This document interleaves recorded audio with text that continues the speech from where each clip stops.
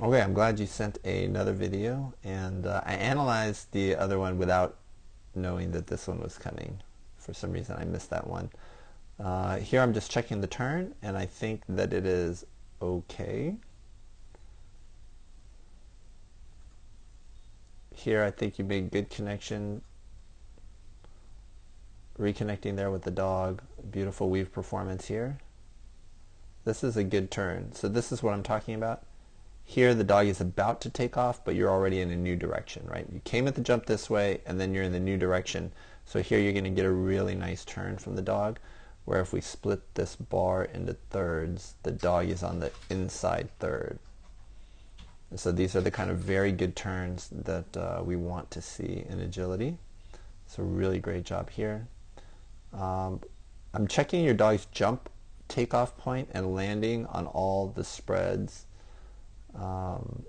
For dogs that occasionally knock bars, we want to get kind of a sense where the apex is. So I think the apex is a little soon.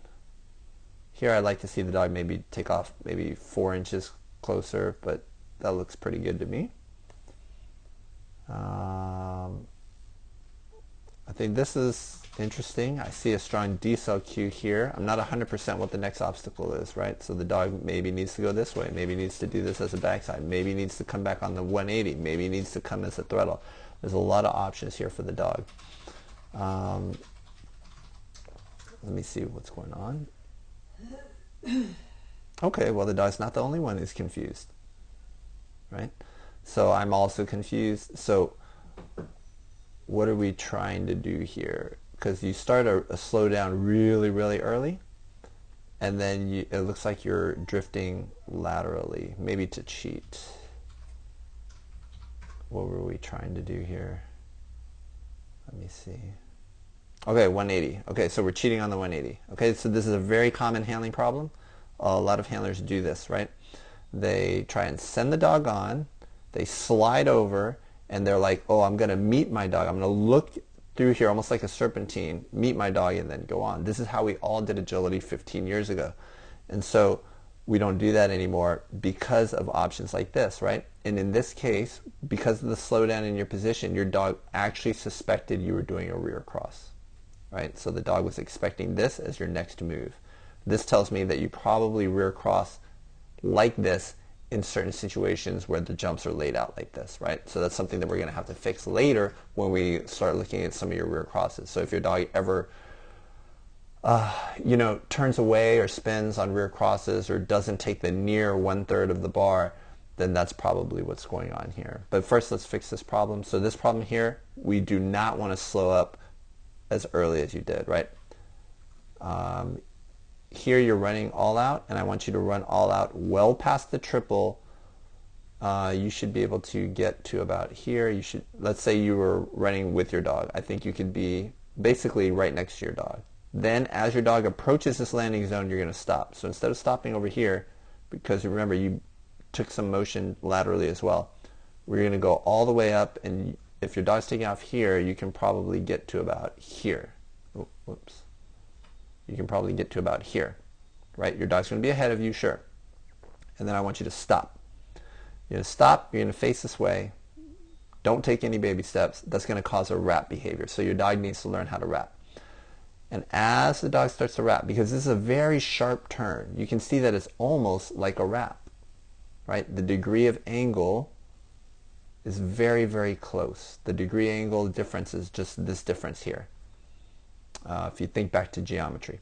And so we want to stand here, we want to decel, and then as the dog comes, we don't want them to come all the way back to us, right? So at some point we want to move. Which way do we want to move? We want to move in this direction to cue the next jump.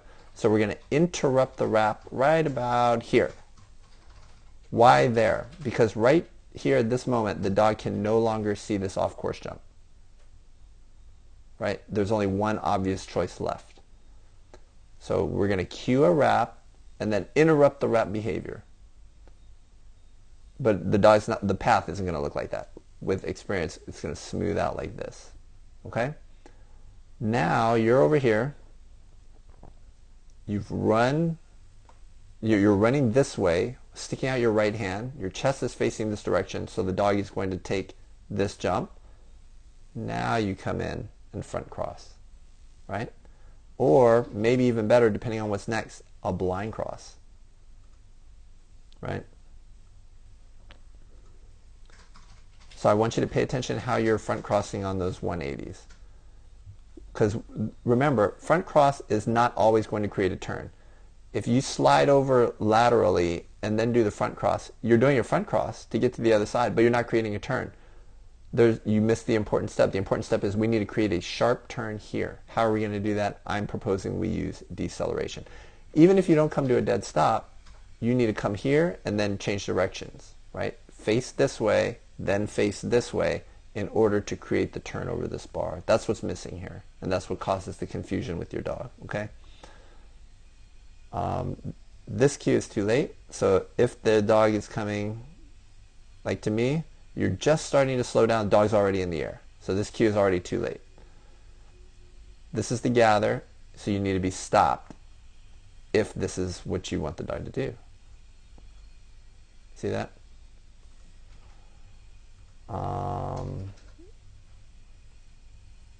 I'm not sure what's next. Oh, okay, they weren't supposed to take that jump. Okay, so this is where you're going to need the bypass cue. So if we go back here,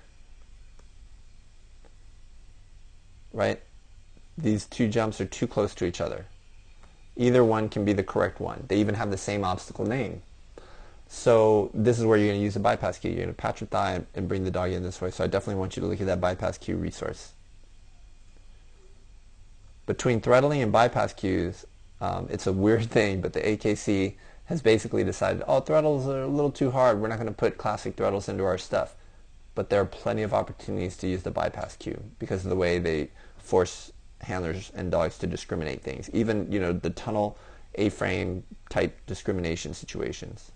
Okay, here we're using our throttle cue. Let's see how the dog responds. Beautifully, right? Really good.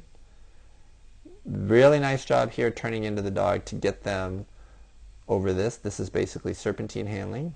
Very well done. Okay, so you definitely have some advanced knowledge, concepts, moves. Okay, here we see. Okay, so this takeoff is a little bit too early. The dog needs to be a little bit closer.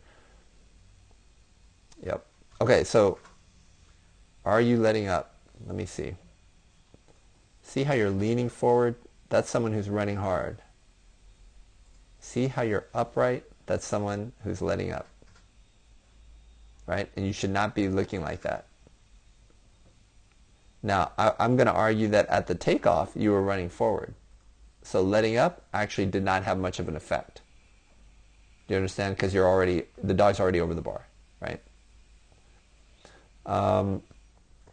So I think what will help you is these exercises. Sarah, if you can send me those. What month is that from Jennifer Crank? Double, triple, the extending jumps. I'll get it. I want that one.